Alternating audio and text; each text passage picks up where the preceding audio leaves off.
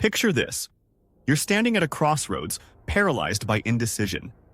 Every possible outcome plays out in your mind like a choose-your-own-adventure book on steroids.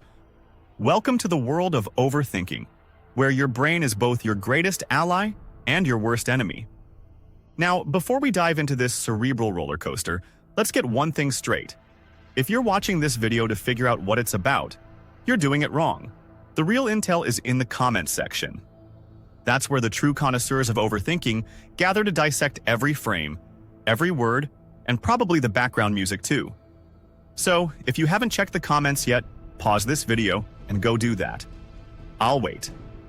Welcome back, you properly informed viewer, you. It's like having a supercomputer in your skull that's constantly running simulations of every possible future.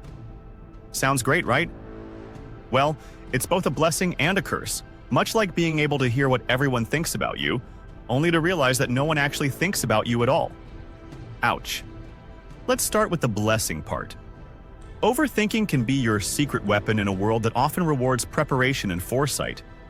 While your peers are winging it, you've already considered 17 different scenarios and have a color-coded spreadsheet for each one. You're the person everyone turns to when they need a plan B, C, D, and the rest of the alphabet. Your overthinking superpower means you're rarely caught off guard. Zombie apocalypse? You've got a bunker stocked with canned goods and a collection of gardening tools that double as weapons. Alien invasion? You've learned 3 potential intergalactic languages and have a welcome basket prepared.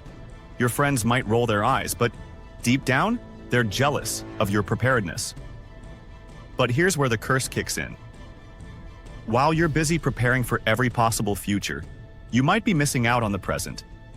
Your peers are out there living life, making mistakes, falling in love, and generally engaging in the messy business of being human. Meanwhile, you're 55, single, and have a perfect plan for a first date that you've never actually been on. Your overthinking friends might ask, but what if I say the wrong thing?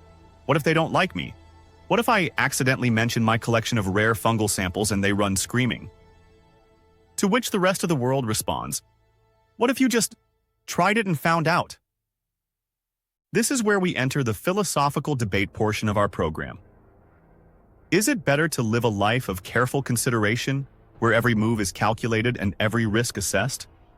Or is there more value in embracing the chaos, in making bad decisions and learning from them? Plato might argue that the examined life is the only one worth living. But even he might raise an eyebrow at spending 3 hours examining the potential ramifications of liking someone's social media post from 2 years ago. On the other hand, Nicha would probably tell you to embrace the chaos, to dance on the edge of the abyss and laugh in the face of uncertainty. But let's be real, Nicha probably didn't have to deal with the anxiety of leaving someone on red for too long. The truth, as with most things in life, likely lies somewhere in the middle. Overthinking can be a powerful tool when applied judiciously. It can help you make informed decisions, prepare for challenges, and avoid unnecessary risks. But when it becomes an end in itself, when it paralyzes you and prevents you from actually living, it becomes a prison of your own making. Consider the classic overthinking scenario. I can't stop thinking about what others think about me. You spend hours, days, maybe even years worrying about the impression you're making, the things you've said, the way you've acted. You construct elaborate narratives about how others perceive you, each one more cringeworthy than the last. And then someone comes along and drops this truth bomb. Don't worry, man. No one thinks about you. It's simultaneously the most comforting and most devastating thing an overthinker can hear. On one hand, relief. All that worrying was for nothing. On the other hand, all that worrying was for nothing. Talk about a cosmic joke. But here's the kicker. Even this realization becomes fodder for more overthinking. Why doesn't anyone think about me? Should I be more memorable? But wait, isn't it good that I'm not constantly on everyone's mind, but what if I need them to remember me for something important? And down the rabbit hole we go again. This cycle of overthinking often leads to decision paralysis. When you're constantly weighing every possible outcome, it becomes nearly impossible to actually make a choice. This is how you end up with a closet full of clothes with the tags still on, because you couldn't decide if you'd ever have the perfect occasion to wear them. It's also how some of us end up making consistently bad decisions. Counterintuitive, right? You'd think all that thinking would lead to better choices. But here's the thing. When you're so focused on avoiding the worst-case scenario, you often miss out on the best-case one. You become so risk-averse that you default to the safest, blandest options available. This is how you end up eating the same mediocre sandwich for lunch every day, because you once had a bad experience with a new restaurant, and now you're convinced that culinary adventure leads only to food poisoning and regret. But let's take a step back and look at the bigger picture. Overthinking, for all its faults, is a uniquely human trait. It's a product of our big, beautiful, complex brains that have allowed us to build civilizations, create art, and explore the cosmos. The same mental processes that can keep you up at night, worrying about a conversation from 3 years ago, are also what allow us to solve complex problems and imagine new possibilities. The key, then, is not to stop thinking entirely. Sorry, meditation apps, but we're not buying what you're selling. But to find a balance. To use our powers of analysis and foresight when they're helpful, and to recognize when they're holding us back. It's about learning to surf the waves of our thoughts, rather than being pulled under by them. To recognize that thoughts are just thoughts, not facts or predictions or inviolable truths. They're the brain's way of processing information and preparing for the future, but they're not always accurate or helpful. So how do we achieve this balance? How do we harness the power of overthinking without becoming its victim? Here are a few strategies to consider. Set a time limit for decision-making. Give yourself a reasonable amount of time to consider your options, then commit to making a choice when that time is up. Practice mindfulness. Learn to observe your thoughts without getting caught up in them. It's like watching a parade. You can see the floats go by without jumping onto them. Embrace imperfection.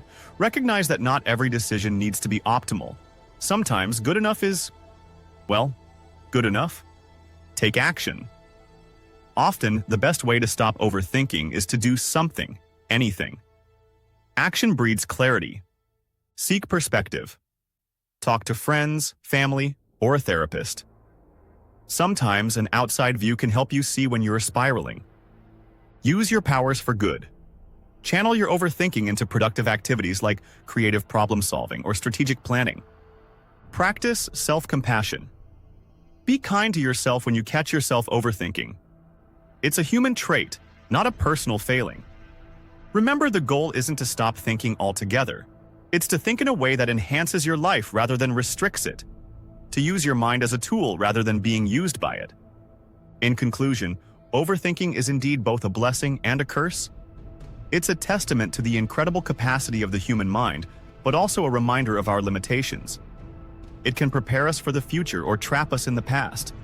It can spark innovation or stifle action. The challenge and the opportunity is learning to navigate this mental landscape, to think deeply without getting lost in thought, to prepare for the future without missing the present, to consider others' perspectives without being controlled by them, and perhaps most importantly, to recognize that in the grand scheme of things, most of what we overthink doesn't matter nearly as much as we think it does. The universe is vast, life is short, and sometimes the best thing we can do is take a deep breath, make a choice, and see what happens. So, to all you overthinkers out there, your minds are powerful tools. Use them wisely, but don't forget to give them a rest now and then. Go out, make some bad decisions, learn from them, and create the kind of stories that are worth overthinking about later. 7. And if you're still wondering whether you should like and subscribe to this video, stop overthinking it. Just do it, or don't.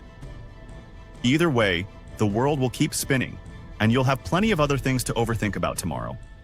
Now, if you'll excuse me, I need to go spend the next 3 hours deciding what to have for dinner. Wish me luck.